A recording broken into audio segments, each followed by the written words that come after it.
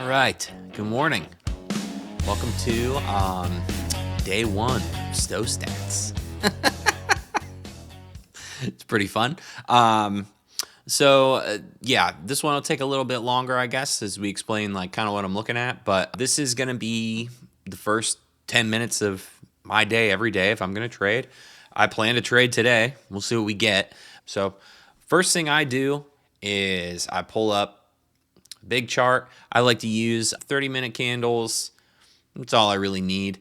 And I have a couple things on here I can keep you in the loop with. This is the purple bands. These are monthly standard deviation VWAP bands. This is -1 to -2 and +1 to +2. And you can look this up in the way that I trade and in the course, but for the first week or so into a new month, I use these previous closes as a guide. And then similarly with the weekly here, so this is the previous week in gray, -1, -2, +1, +2, and then the VWAPs themselves are here. I use those as well for the first couple days of the week. So I'll be using these as a, kind of a reference point into the end of today. I switch it over on Wednesday to use the current week. And over here, this is a rolling 6-day volume profile just to give us the last week or so. I don't really like to get into a time frame longer than that. That's not really anything that I'm ever looking at. So for those reasons, I just stick to a 6-day. It's kind of the biggest thing that I look at. I don't know if that's a hot take or not, but it is what it is. Things I'm going to look for today. We're coming into Tuesday. I didn't trade yesterday, so I need to go back through yesterday a little bit and see what happened. So we're going to bring up our execution chart, and this is NQ. I've got NQ on 500 volume candles, and this is everything that I use here. This is a RTH session volume profile, and we also have a bunch of MGI, VWAP stuff, etc. So yesterday, wow, that's fun. So yesterday, pretty much straight out the gate, piss missile. This is a fun little thing that happens on Mondays sometimes. That's a pretty gnarly opening drive, basically straight up, and then consolidate while we grind higher at the highs. Yeah, okay, cool. So that's what happened. End of day liquidation back to VWAP. It's pretty much trend day. If you want to put trend day in a book, take a picture of it. That's what it is. But Globex is sold off the whole thing, and now we've lost the previous day low of the trend day. So I don't know.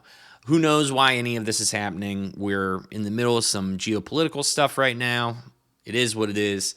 But either way, we are getting some two-way tape intraday, that's for sure. So yesterday was a trend day. Got that in the back of our heads.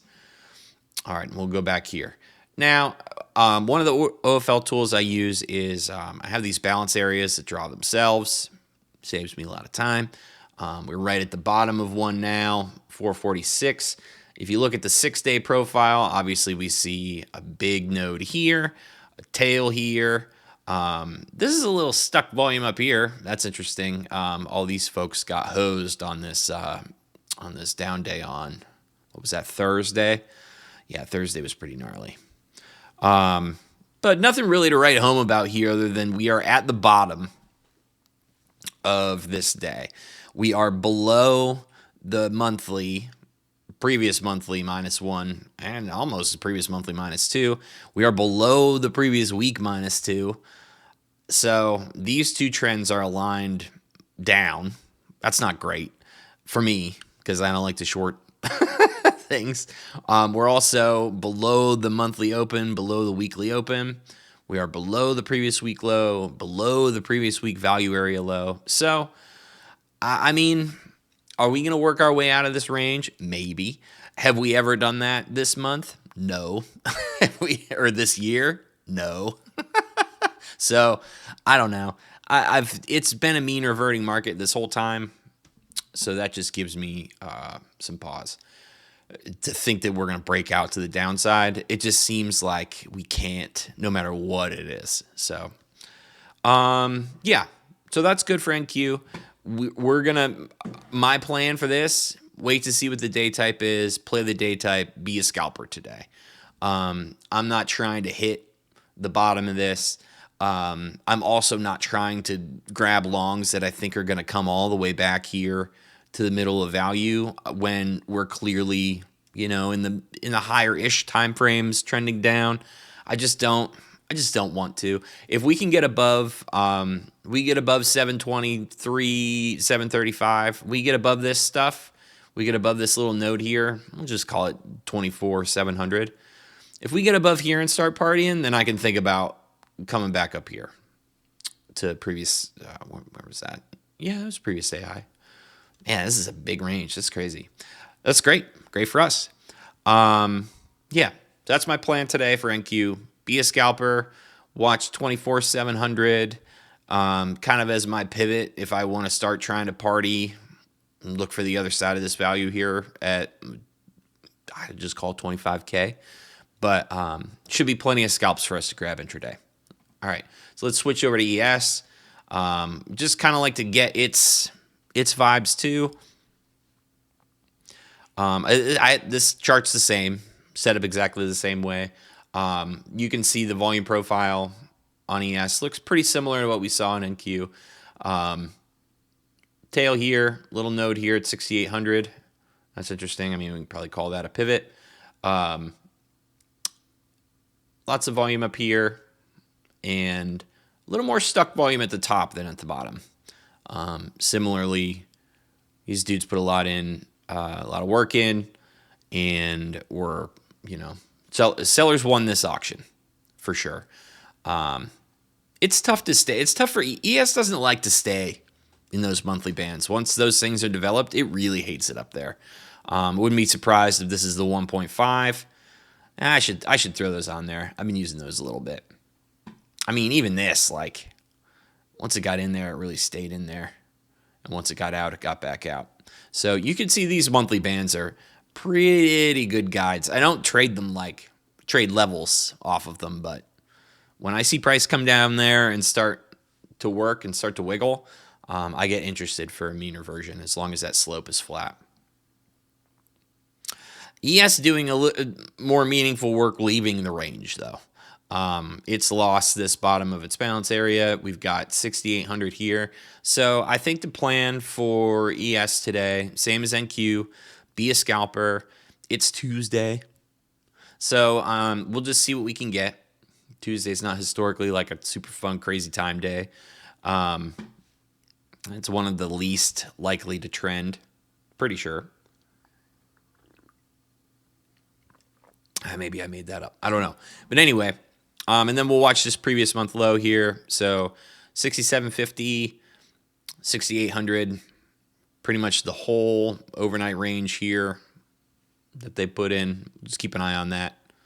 If it wants to break lower, we should get some intraday clues that it can break lower, and we'll try to get on. And we'll watch, but also, we'll watch NQ. Because if NQ doesn't want to go, ES ain't going to go. If NQ wants to go, ES is going to go for sure because ES is already trying to die. Cool. All right, we'll flip to the last part of this thing and we'll get out of here.